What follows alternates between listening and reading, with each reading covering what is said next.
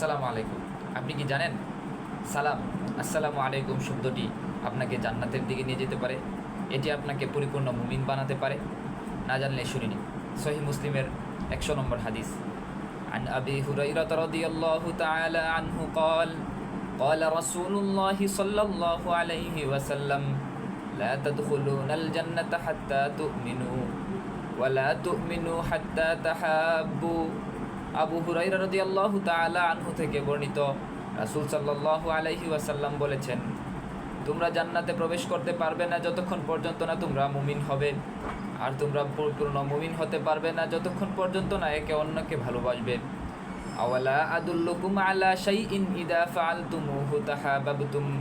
আমি কি তোমাদেরকে এমন একটি বিষয় দেখিয়ে দেব না, যখন তোমরা এটি সম্পাদন করবে তখন একে অন্যকে ভালোবাসবে।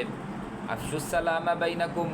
এরপর রাসূল সাল্লাল্লাহু আলাইহি ওয়াসাল্লাম বলছেন, ওই বিষয়টি হলো যে তোমরা পরস্পরের মাঝে সালামের প্রসার ঘটাও।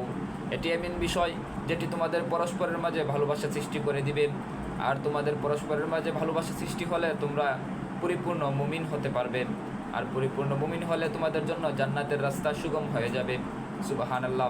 ছোট্ট একটি আমল, তবে এটি আমাদেরকে জান্নাতের দিকে নিয়ে যেতে পারে।